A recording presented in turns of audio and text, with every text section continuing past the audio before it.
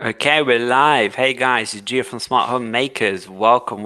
Today we have a special guest. So today we're streaming from the UK and from Texas in the United States. We have Chris, Howdy uh, ho, everyone. mostly Chris, and he's eager to go, ready to go. We're gonna have a good chat about Home Assistant, smart home tech, and just random thoughts and things. So drop your questions down below if you got any questions for Chris or for myself.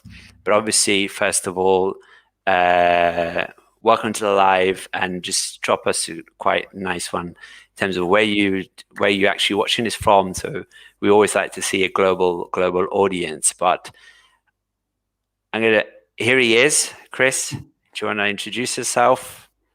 Go. The floor is Hello. yours. Hello, everybody. Thanks, Gio, for having me on today. I am, as you said, I'm in Texas, just enjoying, and I've been looking at my temperature on my smart home device here. The dashboard, it's almost 70 degrees, so it's a nice, balmy, very humid 70 degrees. It's about 85% humidity, so we are back in summer as of today. Yesterday it was like not humid. So anyway, have a small little channel I run here called Mostlychris, and doing home assistant stuff. I like playing with technology. I like teaching people how to use technology, and all that kind of jazz. So yeah, that's what I do. Is that your real Home Assistant dashboard behind you in Yes, your in it's right your here. screen? And over here today we'll have some sun, and then over here some clouds. No, yes, that is my dashboard. It's not live, but it is a picture of what it looked like yesterday when I took this snapshot. Oh, Finland, awesome. we have Finland and London. Well, Awesome, London. awesome. So we've got Slacker Labs here. Hi, man. Hi, man. Nice to see you. We've got Generation YX, and he or she is from Finland. We've got Paul from London, so he's not too far from where I am. So that's quite cool. So welcome, guys. Welcome, guys. Um, You know oh, what's interesting is I'm watching myself on the other screen. It's delayed. So I turned around and I realized you never realize how much hair you've lost in your over your years. You turn around and you see it on a camera that's looking at the top of your head. Anyway, little personal information. cool. We got a couple more guys joining us. Hi, Gunnar from snowy Norway. Awesome.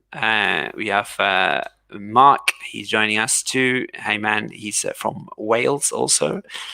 We have Jeff. Welcome back, Jeff. Tiffin, Ohio.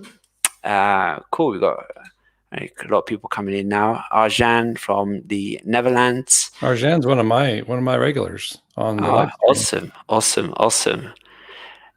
Jeff might be too, as a matter of fact. I'm watching these names go by. I'm like, I wonder how many people. I just threw it up in Discord real quick, like 5 minutes ago, and I forgot to announce it there. But maybe we'll get some of the people from my live stream jumping on over here. We'll see. I mean, we're just building up a chat communities. We can all have a chat. So we got Fuzz Breezy 81, British Columbia. So it's awesome to see you guys all here. So we've been talking, me and Chris. We could probably talk for hours and hours and end on. So just whenever you want, you just can just chip in and ask a question and let us know. So Chris, do you want to talk to us about some of the latest videos you made and what are your latest things you actually do with Home Assistant? Yeah, so I got a lot of questions from some people, from people who want to know. They're just getting started into this, and I think Gio, you've talked about this too, where people have gotten Christmas gifts or whatever, and they have this pile of equipment, and what do you do with it? So, for example, I have this little, you probably can't see it real well, but a Raspberry Pi 4. So I have probably 5 or 6 Raspberry Pis sitting around the house doing various things. So I thought, well, what can I do to help these people with this pile of equipment they just got for Christmas use it? And so I started a Back to the Basics series. So I'm on video 4, which will be released this week, on just basic stuff, right? You want to be able to install the Home Assistant on something. Pi 4 is what I chose. And I'll tell you that I started on a Pi 3 or something like that. Mm. And this was back in the like 0.7, I guess 0.7 or 6, back when that version was out. We're on 20. It changed this year, right? We're on 2021 now or something. But, I thought, I would just want to show people how to do that. And so these videos that I'm making now are that. You can see behind me, I have a whole bunch of stuff that I've done. And I didn't do this all overnight. It took me a couple of years to build this all out. But I've got light switches, I've got thermostats, I've got weather stuff. What else? Feed cards, storage on my Synology NAS. I mean, all kinds of stuff here too. So I can see.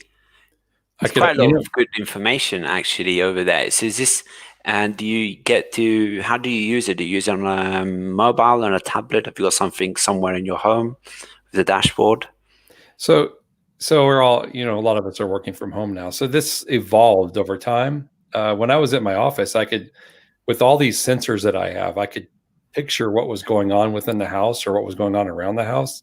Now that I'm home, I don't need it as much, but I keep it up because the weather's number one, probably I use the most. The feed cards. So let's say I'm up here making a video or I'm working or whatever, and the kids are running around. I can do a number of things. I can pop up the cameras to see what they're doing if they're playing outside. I can, from the home feed card, which you can kind of see here, I can kind of get a running total, and I can share this. If you want me to share the screen, I can do that too. But let me just pop that up real quick and see what happens here. Yeah. Meantime, is hi, Luis from Everything Smart Home. Nice to see you, man. So yeah, feel free to share your screen, and we can explore it a bit more, because I find it it's always interesting to see other people's dashboard, and sort of you always take some sort of learnings from them. Yeah. So this home feed card is kind of what I'm talking about. So you can define what goes in this home feed card, and so I can watch things go on as things evolve around the house. And so it helps me build a picture. And as a matter of fact, I was telling you the temperature, it's 68 degrees here right now, but it's 73. Whoopsie. Oh, there we go. 73 degrees. The other display caught me. I thought my dashboard went away. It's 73 degrees upstairs where I'm at right now. And actually, it's, what is it, January? I've flipped from heat to air conditioning on my Nest thermostats. I can't believe it's going to start getting warm. I need to convert this now into Celsius too, because what is the, hold on. It's not as warm as it seems. It's 23. Oh, okay. It's 23. Okay, awesome. Okay. It's not super hot, but it's a humidity. I grew up in New Mexico, where we were up in the high desert, and it was just cold all the time, or not humid. If you look at the humidity down here, it's 83%. So at 83% humidity, I'm like a walking barometer.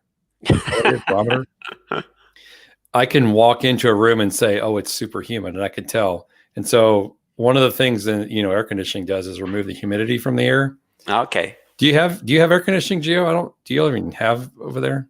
No, we don't. We don't have air conditioning. So the house is this house is built for the cold weather. And whenever we do have hot summers in the UK, which sometimes we do, it actually becomes a bit unbearable, because a lot of houses have like carpets and thick walls, and they're sort of built for they're built for the winter. So I don't have aircon. I don't think it's very common around in the UK compared to the US. Yeah, Texas, you wouldn't survive without air conditioning. Yeah, I don't know, like in the other countries, for the other guys that are alive, if they have aircon or not. But no, I don't have it, and but it's. I guess you have heat, right? So do you run a Nest thermostat? I think you do, right?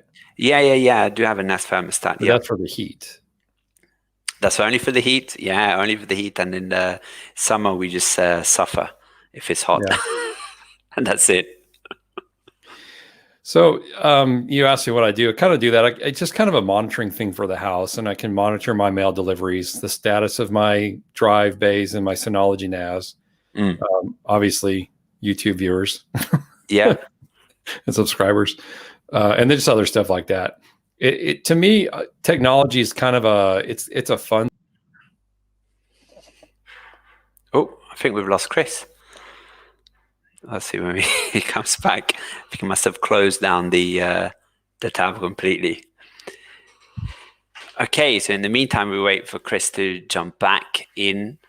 We have Dave. He's from South Wales also. It's awesome to see you. So what we were talking about, we were looking at Chris's actually dashboard, and we are trying to explore what his setup is and how he set up. So let us know if you've got anything from your guys' end that you want to share.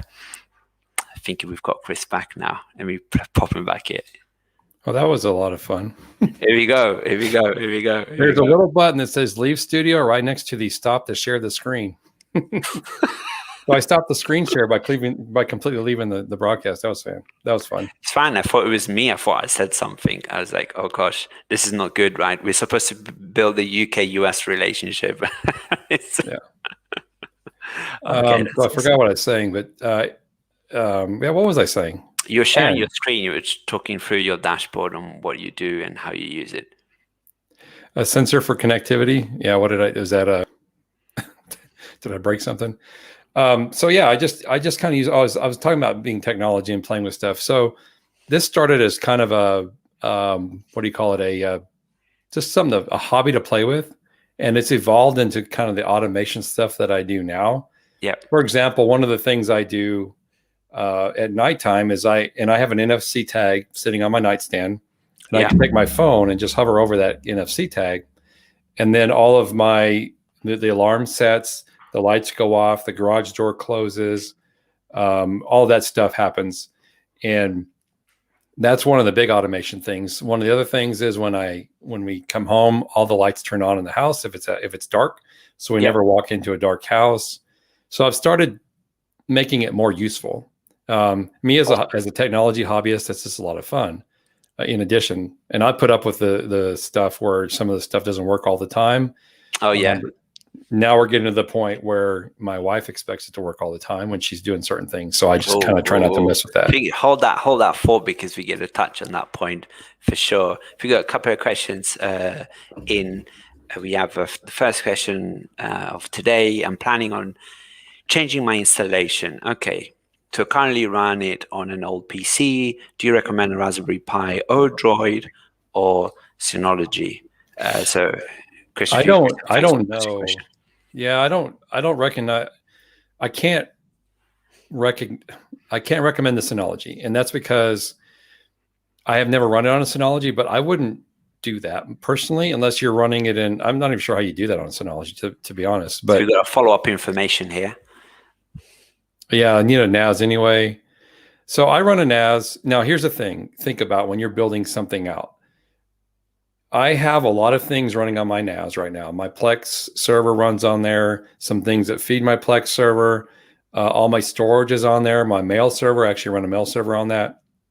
I don't run my security cameras on there. But if you start putting all these things on a single device and it fails, you're going to have an issue. And I'll give you a case in point.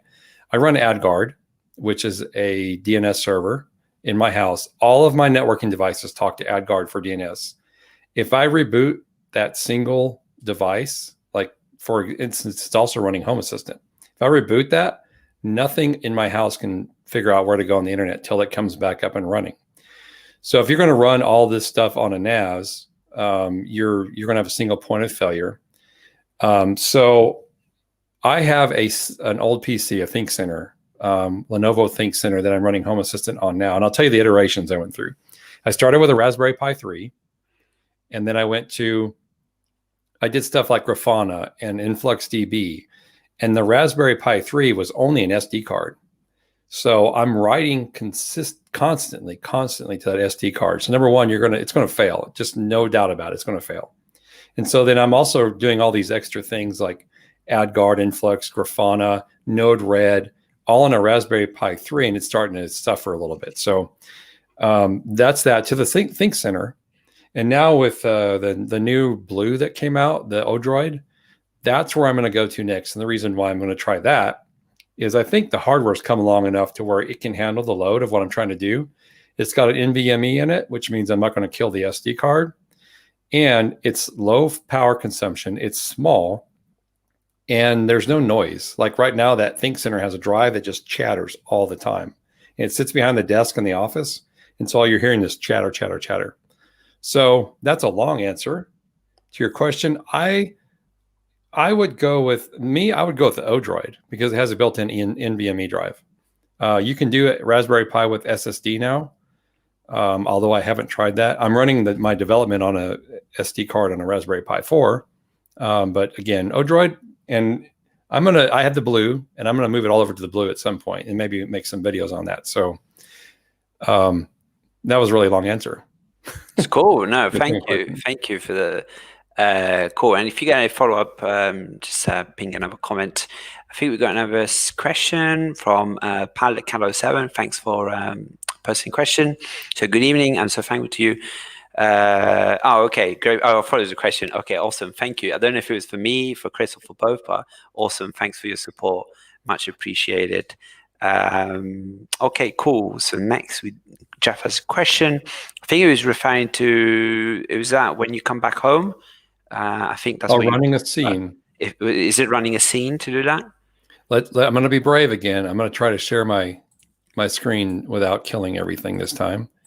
So I started with automations in Home Assistant, and it was hard because it was all YAML based. We didn't have any of the GUI stuff at the time I started doing this. And I'm getting to the screen share. Let me just get that up here. I do all of my stuff through Node-RED. Now, not all of it, most of it through Node-RED. So let me share a screen here for y'all. Application, we'll go there. All right, Gio, take away my screen share. There you go. All right, so I do a lot of this stuff in Node-RED. I think Node-RED is, frankly, it's pretty awesome because it visualizes for me all of the things that I'm trying to do. And I don't have to try to go down the code and try to figure it out. Now that we have more of the UI-based automations, there is a case to be made to keep all that stuff in Home Assistant native versus going into something like Node-RED. But for example, door actions. This looks pretty wildy. Looks crazy, right?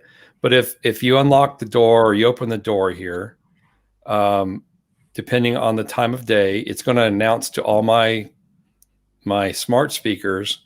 It's going to disarm the alarm. It's actually going to set my Nest stuff from eco mode to regular mode.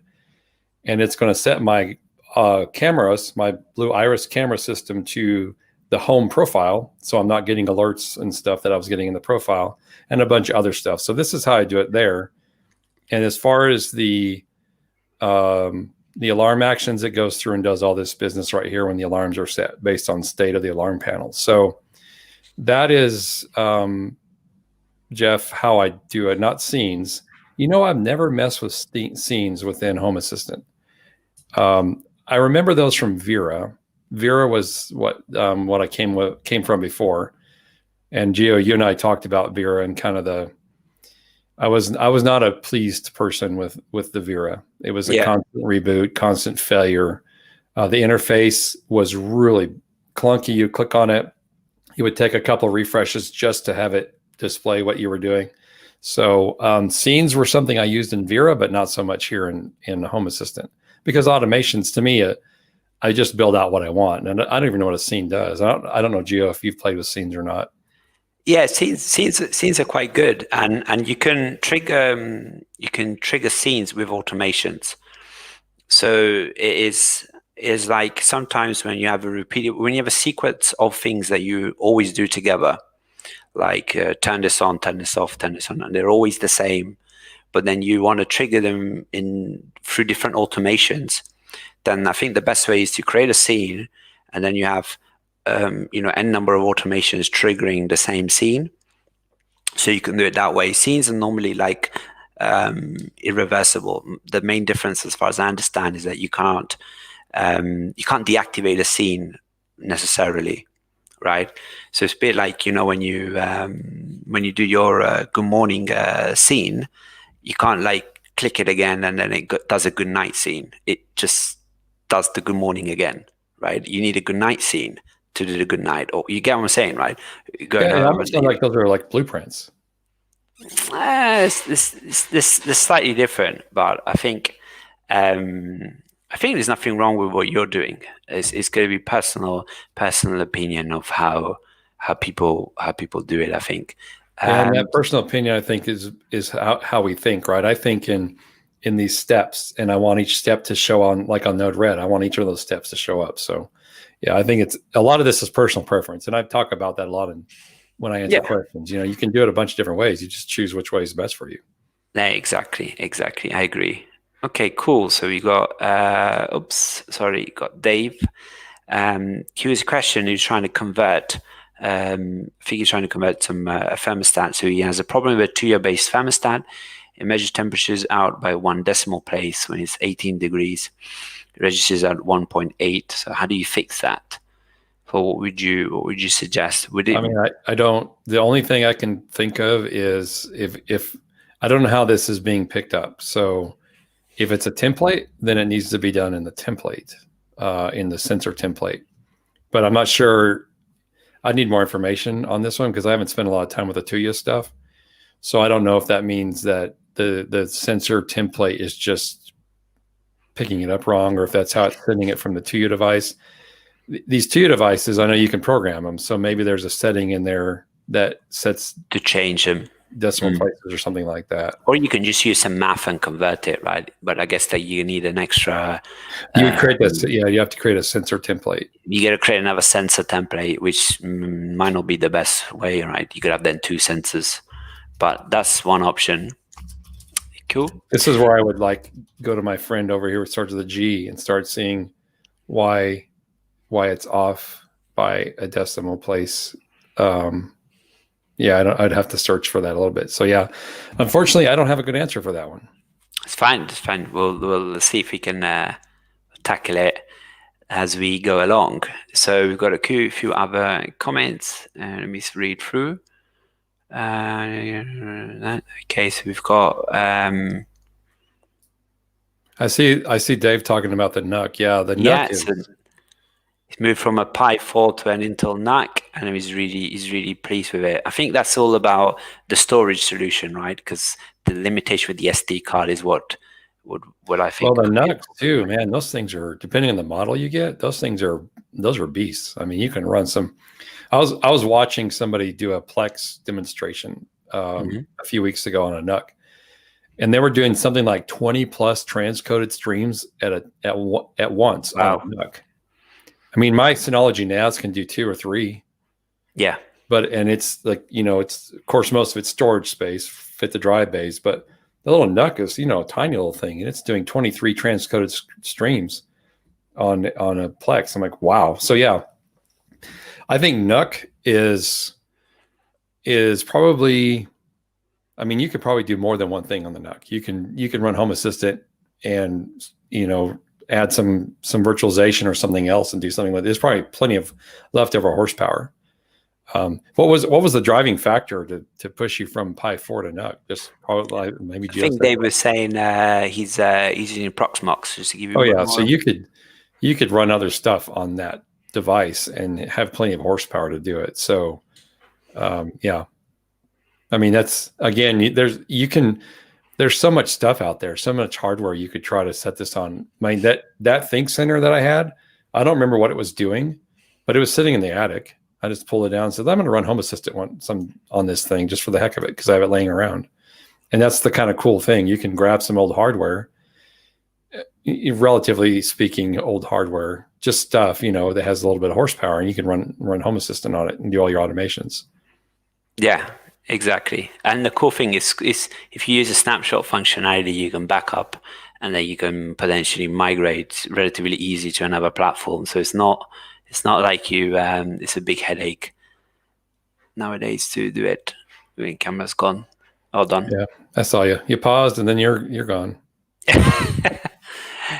And we switch it out in the meantime. Let's see. We're Home Assistant experts. We're not camera people.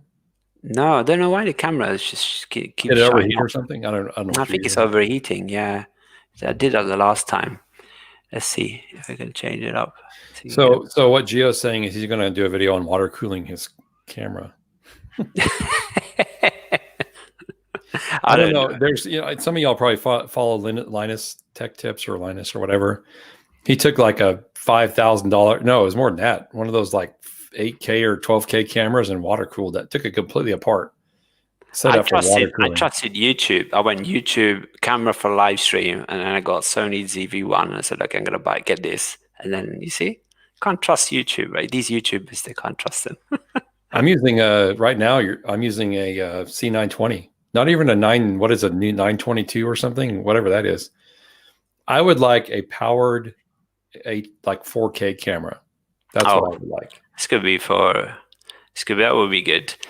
Cool. So just scrolling through, we have Emil. He's a fan of the Ordroid. So that's good. It's good. I'm so excited. Mine's still in the box. I really want to open that one day. I also want to get one. I also trying to find out where you can actually get the blue in the UK. I wasn't really clear on if that's even possible without extortionate fees. Now that we're sort of all isolated. Is it really? I mean, I almost ordered from the UK because the US website was down, and I thought I'm going to get one anyway, and it finally started working. Okay, we'll find out. I'm going to open this box on this live stream. I have never opened the Odroid box just to see what's in it. Here we go. This is an exclusive, right? We're getting the unboxing, right? I would have, and it's a terrible unboxing. I don't even have cameras or anything set up for it. Oh, look, I got a thank you. That's nice on the receipt. Yeah, I bought this blue. As soon as they announced it on the conference, I tried to buy it, and the site crashed. And then I got emails saying it was out of stock, and you may or may not get it, but we won't know until we check our California warehouse. I said, well, I just want a droid of some sort. I'll even go with they made an offer to give us a different model or something, or different accessories. All right, so I did. I got the blue. So let's just see. Yeah, this wasn't intended to be an unboxing because it's terrible unboxing. Anyway, it's in package. But this thing here is the Odroid, and probably some of y'all have this, but this is watch my virtual screen. I'll mess up. It's not human. There you go. That looks beautiful. Yeah, except it's terrible. How does it feel? Is it like, has it got some weight to it? It's a metal case, so it's definitely, and it's got some heatsink stuff on the bottom of it. So nice. It's solid. It's a solid piece. Now I have a Think Center that's about yay tall, and I have the Odroid, which is about. I wish my virtual camera wasn't all messed up, but yeah. So I'm gonna put this thing in at some point and run it run Home Assistant on it. It's got 4 USB, and there goes your camera again. I got 4 USB 3 ports on this. HDMI, which is not needed in Home Assistant, and then of course a network port. I forget, is that a gigabit network port? I wonder. Is it? I can't remember. Is there something in the box that tells me what this stuff does? Oh wait, here we go. What does this say? Step 1, connect the cable. Step 2, connect the power. Okay, that's all I gotta do. Yeah, so anyway, this is now out of the box, so it's going to sit on my desk and stare at me in the face until I do something with it. Can't you package it properly and then do a proper unboxing on your channel? I see people do that all the time. Repackage it in and just say, it's never. I thought about that, but I use the term tired. I think that this is probably tired. People are probably tired of seeing the unboxing. No, I agree with you. I do want to try to. I'm undecided, and the reason I haven't done anything with this yet is, do I just copy the snapshot over and plug it in and see if it works? Because this has Home Assistant pre-installed. Or do I? Let me hold it that way. Maybe you can see it without the. It's so shiny in the bottom. It's very pretty. Yeah, it's very pretty. Yeah. Or do I just move things over one thing at a time and kind of clean up my install? I will tell you, all this stuff back here is only half of what's on my system. The rest of it's like old junk or stuff I've forgotten about or things I don't use anymore that I need to just clear up and clean out. It's going to be a fun project for a good weekend, right, of work. Yeah, well, I almost need my family to go stay somewhere else for a day so I can shut everything off and just see what happens, and then put it Okay, back Chris, within work. shall we go into some in the comment section now and see if we can quickly give some answers to a few guys. So we got next in line, Pilot Cat. I have a Google leaving routine about the arming alarm. So he asked me a code every time. Is there any way to bypass the code request? So is this Google leaving routine? I don't know what a Google leaving routine is, other than if that's Home Assistant, you can. Now, when I disarm the alarm system, like if I open the garage door or put the code in on one of the door locks, it sends the disarm code to the alarm system. So my assumption is you can. Well, I think it really depends on the alarm system, but my assumption is you can send the code in the automation, but it's probably very specific to each type of alarm system. So I can do it. Now, I don't have a code to leave. I always thought it was interesting that people would set a code to arm the alarm, but maybe that's to keep the kids from playing with it or something else. But if I want to arm the system, I don't care if I have a code for that. Now, of course, you obviously need one for disarming. So yeah, I have specified it in the disarm script. So I'd be curious more about what a Google leaving routine is, if that's specific to something that, I don't know if that means. I don't know what that means. If that means it's running in a Google, well, I could guess, but I'm going to be wrong. So yeah, so tell us what that really means. I'm not sure what that means. Cool. Well, sure, get to that soon. We have Chefs. He's saying he's getting his feet into Node-RED. Me too. I agree. I think it's worth learning and considering it if you don't use it already. Yeah, I have a couple of videos on Node-RED or a little playlist or whatever. So yeah, watch those if you're really curious. It to me, it's amazing. Now there are some things that are so one of the things I did was, and I'll show you this here. One of the things I did in Node-RED, which was harder to do in the automation, was something like this, where the fridge door was left open. And I use just one of those little door sensors. I don't have one of those fridges that has a little bell and stuff built in, because it's an older refrigerator. But if you leave the refrigerator door open, or any door for that matter, it starts a 2-minute timer. And if the door closes, it'll stop the timer. If it doesn't close, it sends me an alert every 2 minutes or so. Every 2 minutes, to all of my smart speakers and to my phone/watch. And building this in YAML was pretty difficult. But here I just created a timer node, and then I did a couple things. So the status here really is on or off. Or if you look at the status here, if the thing is on, meaning the door is open, it starts this thing. So it's allowed, starts a 2-minute timer. And then if it's closed, it sends a stop to the timer. I mean, doing that in YAML is just, to me, was hard. And maybe if I played around with it some more now, it would be better. What I haven't tried to do is do that same thing in the new automation with conditions that we have in the Home Assistant UI. It's come a long, long, long way since I started playing with some of this stuff in terms of just usability for doing stuff like that. So maybe it's better. What would be interesting for me is to try and do a video on or some sort of investigation on doing it with both, and see how what was the difficulties and the taking a particular use case and then trying to do it. It's worth trying both ways. If you let me just jot that down in my video idea. There you go. There you got the video idea. Awesome. Comparison of automations. Got another question. And one of the things I have questions about. Yeah. Let's do this question here. What? Eufy, pan, and tilt cam. So I don't know what that particular cam is, but if it's got RTSP, then probably. Now I do it a little bit differently. I have Blue Iris for my all my cameras, and they pick up the RTSP streams off of the various cameras around the house.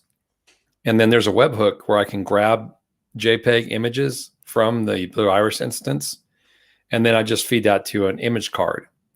And so, for example, get ready for looking at my house and showing it with the world here. So we'll do this again. So I don't know how well this will translate on to the stream here, but if we look at, I had some cards here, I took them off, but you can put some, let me see if I have this on any of my other, yeah. So here are 3 cameras I have, and these are 10-second JPEG images that are updated right on the Home Assistant, one of my Home Assistant dashboards. And if I click on it, then you can see down here, it's a live stream from that camera. And this is by way of the Blue Iris. Now there's a lot of discussion, or there's a way to pull in RTSP streams directly to some of these picture entity cards or camera cards. There might even be a camera card in HACS. So if like something like front end and search for camera, there's a surveillance card. Okay, so a custom component for displaying camera feeds in style of a surveillance. Oh, I have that. Oh yeah, check this out. So I have this. Now I call it again from Blue Iris, but I have this whole thing here that allows me to switch between all of the different camera cards, and then it'll pop up any that have an alert for motion or whatever. So that's the surveillance card. Yeah. Right? Okay. I don't want to leave it up too long. That's fine. That's fine. Someone's going to show up and I'm like, why am I on TV? So there are ways to do that. So yeah, I think it can RTSP. So that's the recommended option. I just double checked the UFI integration and I pasted a link in the chat. But it looks like the official integration currently supports lights and switches, so it doesn't support cameras yet. But then again, like a ring or something. Maybe that's where I misunderstood that. I don't know. I have the vacuum cleaner from UFI, and it was all custom configuration, custom components. It wasn't official integration. So I guess it probably could be the same for this, for that system too. Cool. So we have Mache. Sorry, being a bit late today. It's fine. It's all good. We have a couple of guys. We have Top Tech Man from Canvey Island in the UK. Awesome. And we have Flix My Switch from Italy. Buonasera. So cool. Let's see. I think we've got another question. We have a question from Aaron Pillai. Do you guys worked on Home Assistant master slave setup? That's really funny. I tried to do that yesterday because I ran across it. One of the situations one of the issues I have is that I have my production Home Assistant instance, and I have the one I do playing around with now on the Pi 4. All my Z-Wave stuff that I play with is over on the production, and I can't move it over to development when I make videos or do something else. So I ran across this thing to be able to connect one of my development to my production and just have all you can set the Z-Wave stuff to talk back and forth. And one of the prime examples they use is if you have Z-Wave in one part of the building and another, you can tie them together, and the sensors of the Z-Wave devices are exposed to both of those Home Assistant instances. But when I tried to install it, it didn't work. It's an HACS integration or custom component. And when I clicked install, nothing happened. Now I didn't go any farther than that because I didn't have time to really get into it. So I've looked at it and I just saw it yesterday. So the answer is I haven't done anything with it because it didn't work like I thought it was supposed to when I started, but I didn't investigate the reason why. So that is my answer. Fantastic.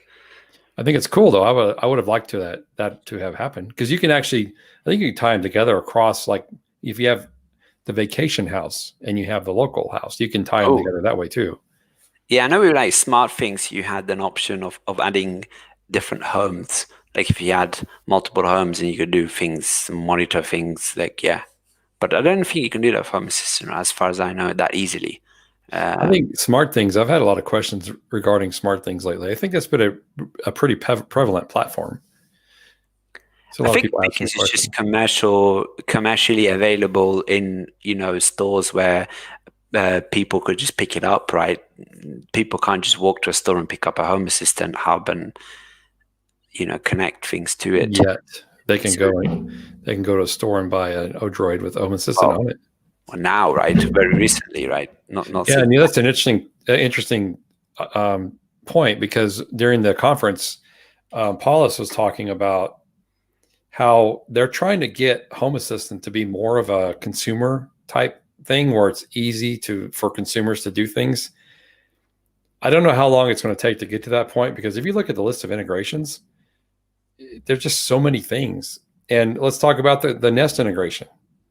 That is not a consumer type item. That was a pain in the butt. That was hard, even for me. And I've been doing this a while, and I do system administration. I have a little bit of development background. So yeah, that was a tough deal. So it's getting there.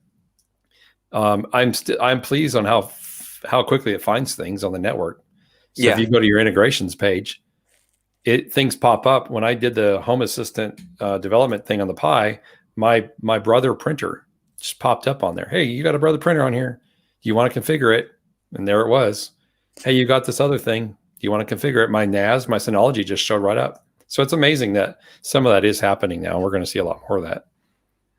We're not quite there yet. No, we're not quite there, but we're moving fast towards it, I think. Got a question this is about HDMI from Gunnar. So he's saying, earlier I had a Raspberry Pi where I used the HDMI CEC integration connected to the TV. So now I have a NUC far away from the TV.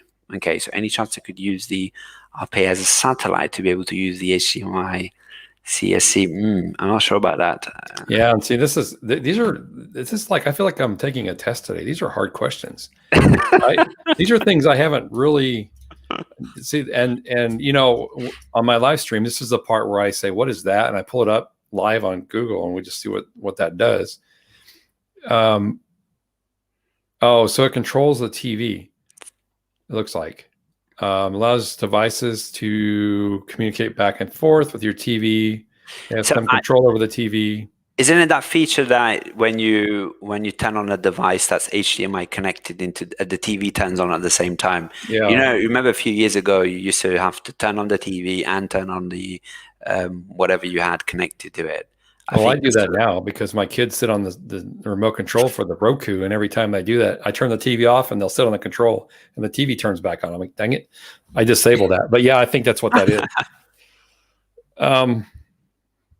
It depends on the TV too, because I think there's a lot of integrations coming out. I have two Samsung TVs from like 8 years ago, and they show up in Home Assistant.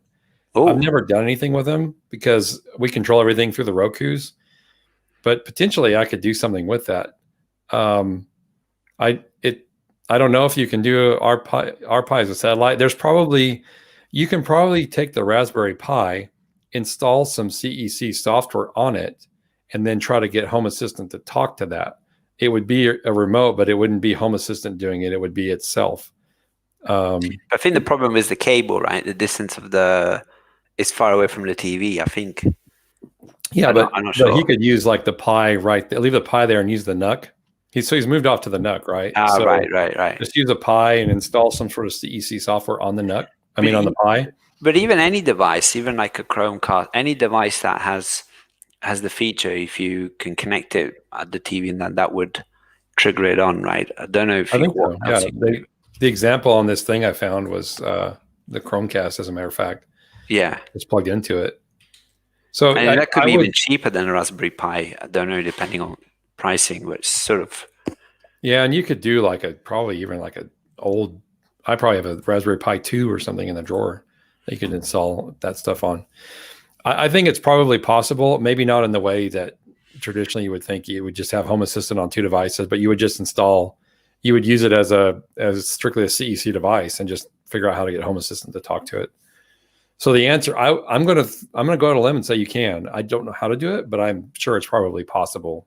It may be putting the pieces together. Yeah, one last thing I would say on this question is the input lag. So how long, what's an acceptable lag in your use case, and that you sort of need to think about that. So cool. So let's move on to the next one. So we have Dave saying I am also running Pi-hole on a virtualized Windows machine. So Dave was talking about earlier. So he's got the Tuya stuff. Is he the one asking about the Tuya issue? Yeah. All right. So, but that doesn't really. So he's running the NUC. He's running the Tuya. So Dave, we still wonder if you're running the like that Tuya thing. Is that a sensor you defined in your YAML, or is that coming directly from the Tuya with the decimal in the wrong place? Not that I could help very much with that, but I'm just curious how that.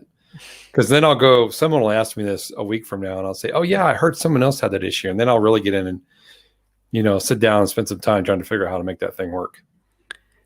Cool. So we've got an interesting comment here by Top Tech Man.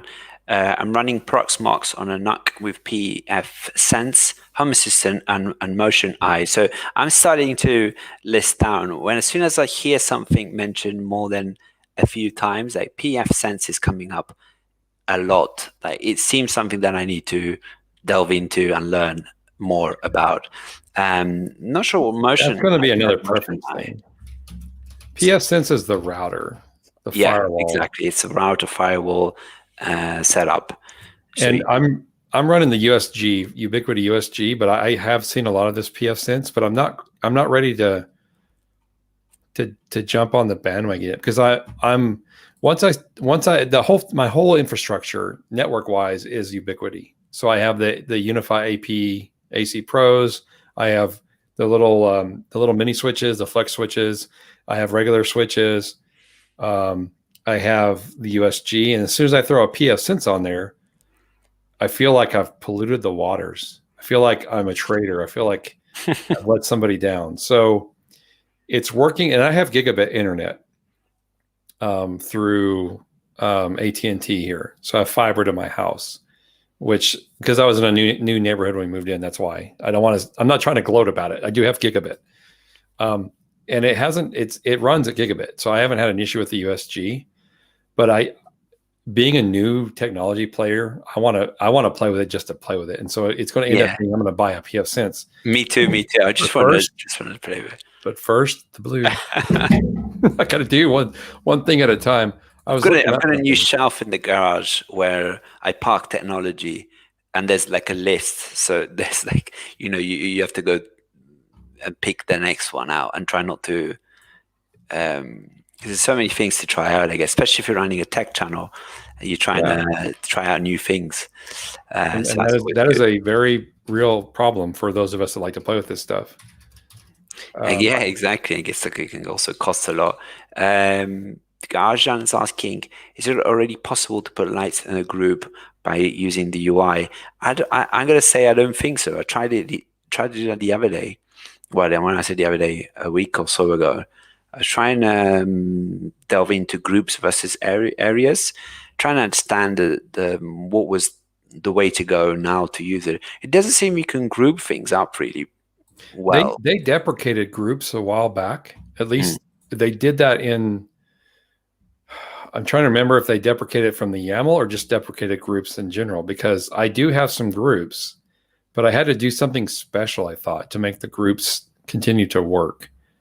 And I can't remember exactly what that was. And I'm looking through the interface now, and I don't see any way to do that either. I do have groups. So if I say inside lights to my smart speaker, it knows to deal with the inside lights. But I think that's because I have the grouping set up in that system, right? In that system. Yeah.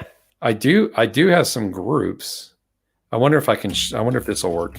And Joe, I talked about that time constraint. We're good. We're good for a while still. No one's here, so we can keep going if we want to. That's fine. So I'm going to try to share this without sharing my entire. Let me just check and see before I do that. Good. Take your time. So groups is an interesting thing, which I guess is quite useful. It helps you to streamline your automations. Instead of using 4 bulbs or 4 switches, you can just cluster things together. Okay, I can see it. I'm ready to. There you go. All right. So I've done it all inside of my groups.yaml, which, you go into configuration, do the, the exclamation point include. And so I've included all my groups. So things like, this is, well, I don't know why I call it favorites. I don't know what that means. Inside lights. So all these things, they show up as inside lights. Or when I say turn on or turn off inside lights, this all shows up. This is exposed to my Google and my Alexa stuff, my smart speaker stuff. So I don't know how you do this in the UI, and I can't remember what the groups thing was, but it was deprecated at some point in the past. So the answer to your question is, I don't know how you do this in the UI. I've never seen it in the UI, and I did it all this way. So yeah, me too. And I think it's a bit confusing, groups and areas. I think that's something that's going to be probably worked on in the future, because I think that's why they did it, because areas, well, they're two different things. I'm just doing a quick little search as I do, see if they. So while that's happening, we'll take a second to like this stream if you're enjoying it, and also check out Chris's channel and check out some of his videos. So that's always a good thing to do. In the meantime, we are Googling a bit more information to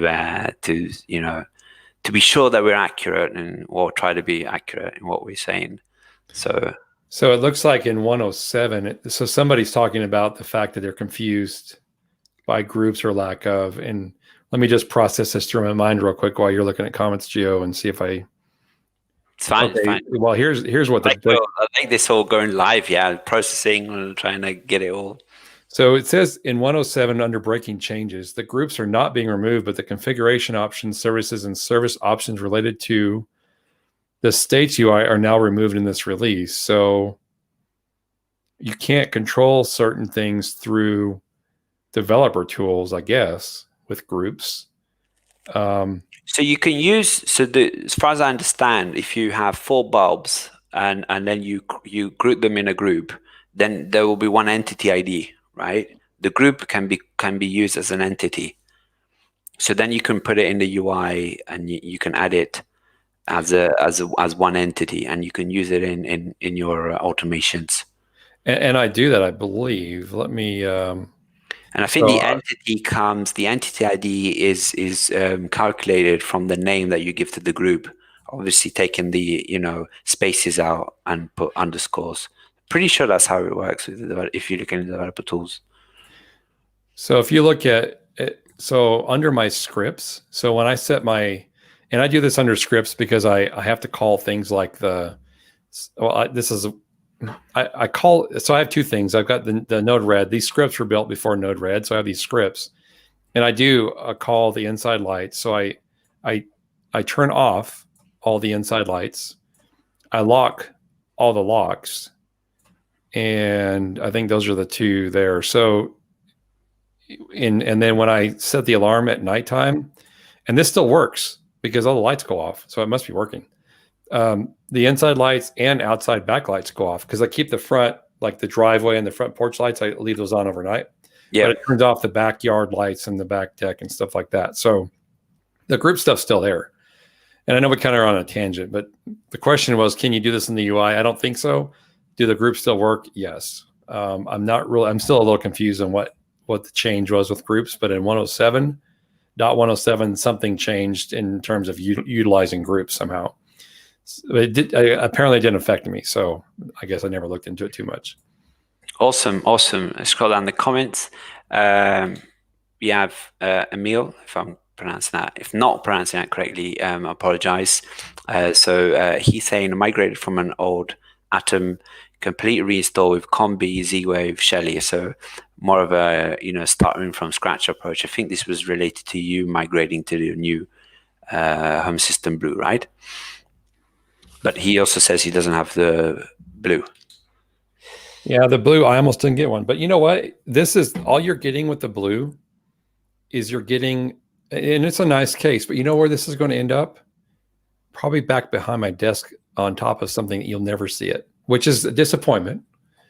But for wife acceptance factor or family acceptance factor or whatever, I keep my hardware pretty much out of the way. Also for kids not touching it. So Yeah. I got this. My first thought, to be totally honest, is, hey, this is cool. I'm going to make a video on this cool new thing. Turns out some people got some pre-releases, but whatever. So you can buy the same hardware and do exactly the same thing with it. Is that that's the Odroid, right? Just for everyone's This is reference. the Odroid, yes. N2 Plus, I think is what it is. And in fact, when they were telling us they couldn't get any more of these because this is a special edition case, they said they would throw in a fan or something with it and give you the regular one that has exactly the same hardware or something. So yeah, it's just hardware with a nice case on it. Really nice case. It's like a bit of a collector's edition, right? I mean, I think if you're a fan, but also this is a way of supporting the project, right?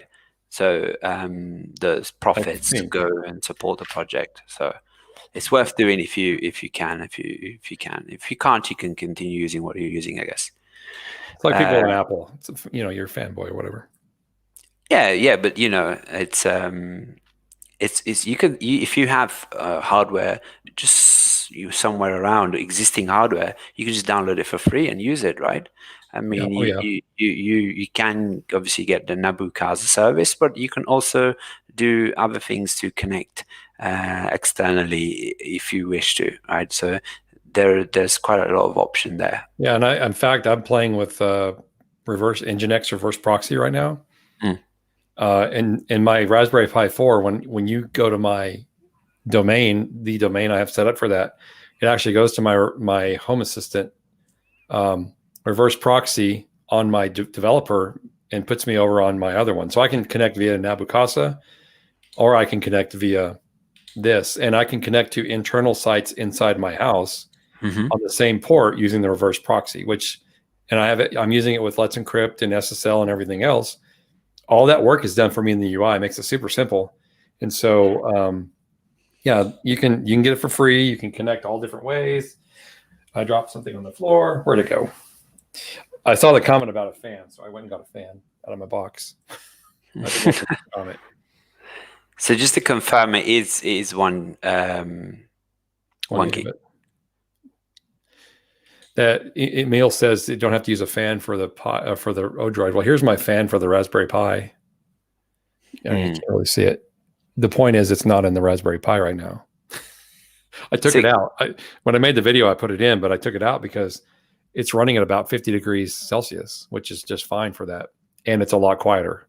I guess it would be cool to test out at what point the Raspberry Pi becomes full capacity, and after what sort of integrations and things that you're running that it gets to the point that you're gonna have to think about moving to something with a little bit more horsepower. So that's an interesting topic which we could probably cover in the future. So we got a comment here from Stack Labs. So he's saying the snapshot method. Okay, she's talking about the snapshot method to migrate your Home Assistant from Raspberry Pi 4 to Blue. It worked well. Only issue was that the full snapshot didn't copy the media directory called safe mode. My directories were defined in configuration.yaml. Okay, cool. I don't actually use the media directory, I think, for anything. I don't either. So it'll be interesting I think it's Jeff. Hopefully it's not, hopefully it's Jeff. It's interesting to let me know if, or let us know, what do you use it for? And that would be cool to know. But I don't. In my snapshot or backup video that I made, I talked about that media directory as being something you probably don't want to back up necessarily, because it depends on the size of the backup. My backup's running the gigabits right now.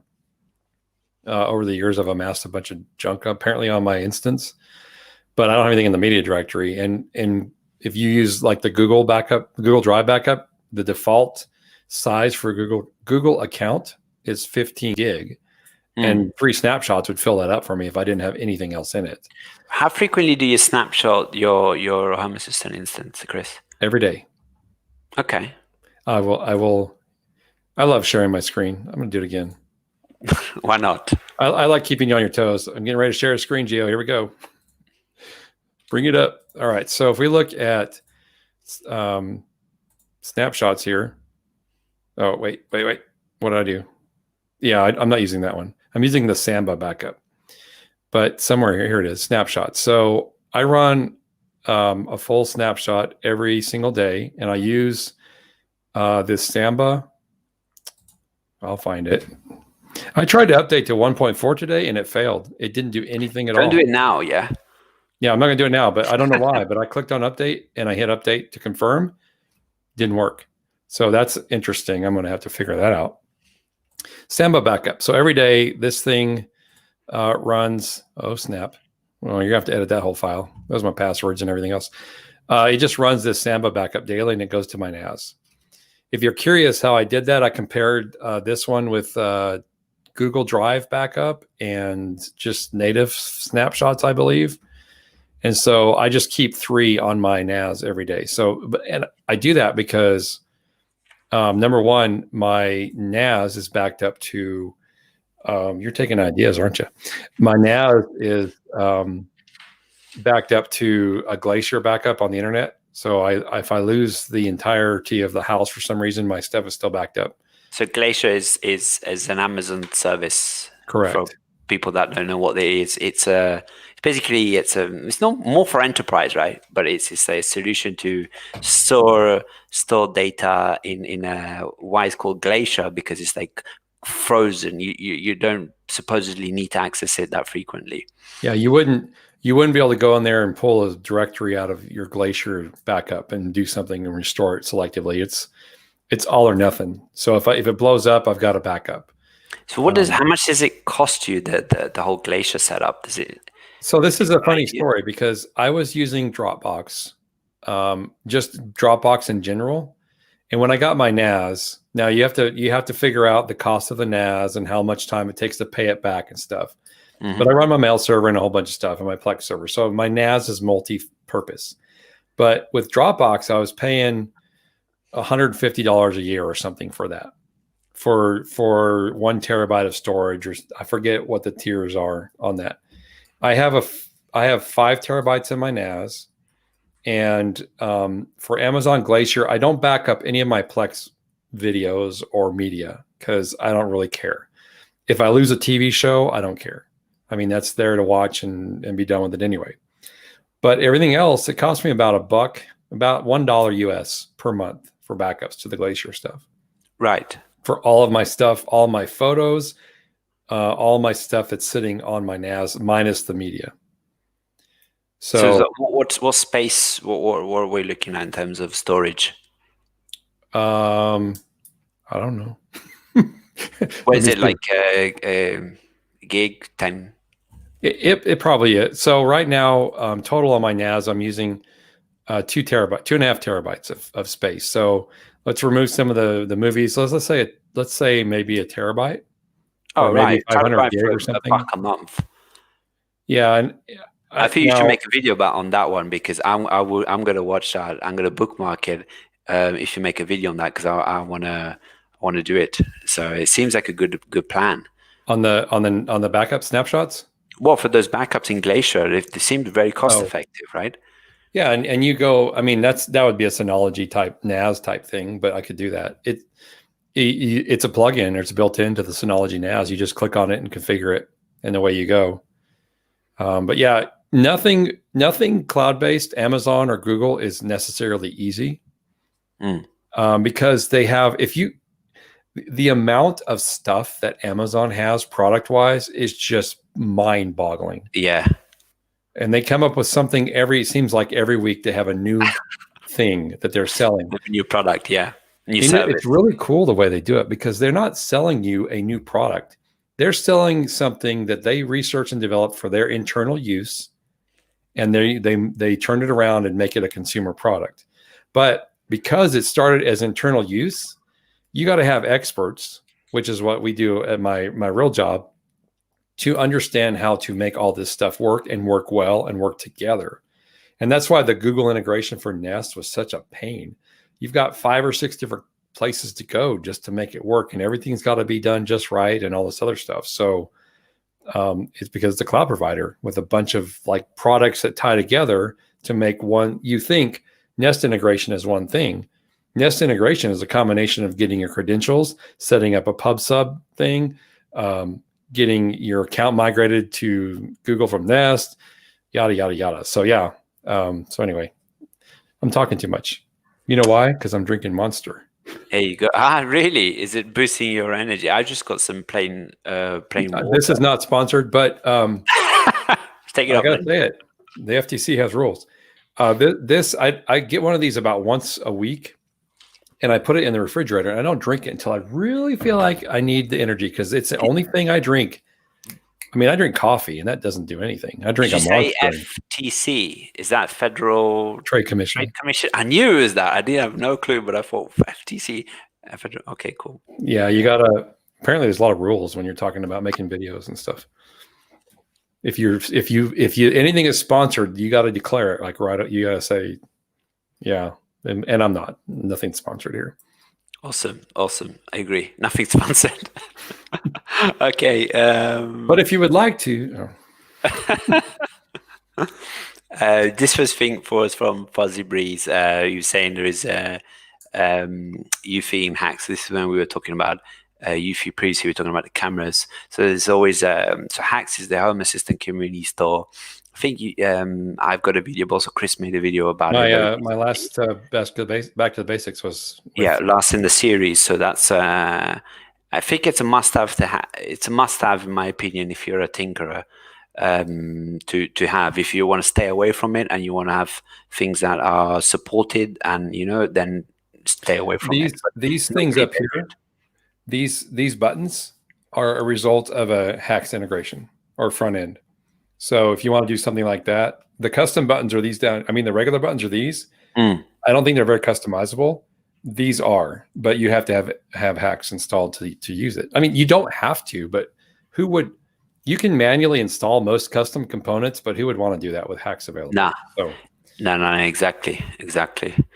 Cool. It was Dave. This is back on the thermostat question we had earlier. Dave was saying he's using the 2-year integration directly. So it's could be some settings somewhere, or worst case solution. Worst case, you need to create another sensor, template sensor to work out the math. Unfortunately. Yeah, and of course I'm pulling it up here and see what it looks like. Oh, it's installing it. Awesome. So I have to have my 2-year account. I don't have a 2-year account. Yeah, there's probably somebody who's brought that up, and you can, Dave, if you want to jump in. I don't know if my Discord's listed on this video chat or not, but put it in the comment section, Chris. Yeah, those are kind of things I typically jump onto, like Discord, if it's an issue that needs a lot of work. Now it's funny. I'm going to mention this because we don't talk much about algorithms, but YouTube, is all algorithm based. So the more you comment on a video or the more you like it, the more chance it has of being seen by people. And so I'm torn between this. Do I tell people to come to my Discord server? Because there's no algorithm benefit to that, but it's so much easier to help people because they can do screenshots. We can chat back and forth, all that stuff. Or do I try to answer it in the comments of a YouTube channel? I've got my thoughts on this very briefly. I feel that there's one big issue with replies. So in the first comment on a video, we get like an email, we get notified, or we see it in our dashboards, like comments to reply to, right? The problem happens is then if someone replies to that, when they reply back to you, you don't get that notification. It's not in your list anymore.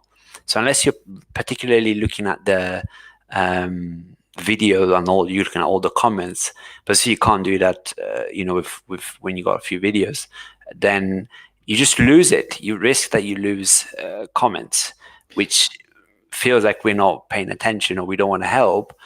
That's one of the reasons we set these live streams. So there's a chance for people to jump in and ask their question, and we can try to answer it. But also that's why Discord is a good option. I think it's a good option to hang out and then support each other. And that's so I don't have OCD, except I think I do. And one of the things that drives me absolutely nuts is trying to figure out, like, I get a notice on my phone that I have a comment. In fact, I have one now from somebody. Somebody's telling me something on my comment. Anyway, I get a comment on my phone from YouTube, and then I try to go find it on the browser because I don't want to type the response on my phone. Then I have to go to the dashboard and find it, and then what I did by accident was I was in the wrong account and I replied to a bunch of my comments. And so now I look at this comments I haven't replied to, but they're all me because it's not the account my YouTube channel's on, and I can't clear those. So the commenting system on YouTube has been hard. But again, it's requirement for it's a popularity contest. That's what YouTube is. It really is. The more likes you have, and the more comments, and the more discussion, and the more watch time, the better your videos do. So anyway, yeah, it's hard. So like Gio said, if we ever, and I try to respond to every single comment. So and we're going to wrap here in a few minutes, Gio, but I don't know if you heard all that. Garage door's open. My phone alerted. Everything's going crazy. Family's coming back home. Yeah, I'm going to put the Discord. I don't remember the beginning part of it. I can't comment on the chat for some reason, but I think that does it show in the chat, or is that just private chat? I think you sent it in yeah. Well, I'll just copy it over. It doesn't work. Hold on. Copy link address, right? It doesn't work. That's the wrong link. I get back to the channel settings. So anyway, yeah, I forgot where I was going with that, but if you want to try to, I can look maybe more at the Tuya stuff, or talk about it by researching it, but it's going to be like a Discord kind of thing to get with. I'm trying to find my Discord link. Cool. In the meantime, I'll keep going and mentioning the comments here. So we've got Fuzzy Breeze for Unify. This was Unify against PF Sense. We've got Sebastian. He's asking a question. If you could start over, would you emphasize Z-Wave, Zigbee, or Wi-Fi the most? My opinion, it's a very good question. I would try and see what works for you, and find out, try it with maybe one product from one brand, and give it a go for a while before you committing to a protocol. My opinion, the pose of Home Assistant, it gives you the flexibility to mix and match, so you can have you can use different protocols and have it really working seamlessly without you actually knowing, without people knowing if it connects with Z-Wave, Zigbee, or Wi-Fi. But thing is, obviously, depends on your Wi-Fi coverage. If you got good Wi-Fi coverage, you can use Wi-Fi devices. Zigbees, they create their own mesh, and they normally rely on a gateway. So you need to get some sort of or a Combi 2 stick, for example, is what we recommend, or a Zigbee gateway, depending on what you use. Z-Wave, I'm an expert on. I think, Chris, you've got Z-Wave devices. Yeah, right? Most of my stuff is Z-Wave, and I haven't had any issues with it. Yeah, the natives are restless down there, so we'll have to jump off pretty quick. Or I will. But no worries. Yeah, we'll wrap up. It depends on the product line you're using too, for the most part. Like Z-Wave stuff has its expense. You have Zigbee, which has its expense. They're cheaper. And then you have things like the smart light bulbs, which are super expensive. Then you got to buy a hub a lot of times. So it just really depends on the type of infrastructure you want to put together. I mean, you probably end up with a combination. I have a Sonoff sensor that's Wi-Fi based. Most of my light switches are Z-Wave. And then I've done no Zigbee stuff. So all of that. I do want to answer David's question real quick before I jump off. He asked about influx. He can't seem to make it connect. I want to point him to just look at my video on the Node-RED stuff. I have a video on Node-RED and how it connects to all the other stuff, and influx and Grafana. Those, you might need to watch all three of those to kind of get an idea. But David's saying he got it start. He's up there, but he can't get to see how things work together. And that's I cover all that. So awesome. Awesome. And when the live stream finishes, because you guys, if you can comment on the video again, and then any comments that there will be publicly visible to Chris also and both of us. So even if you're rewatching this later on and you want to re-listen to some parts, then you can always do that.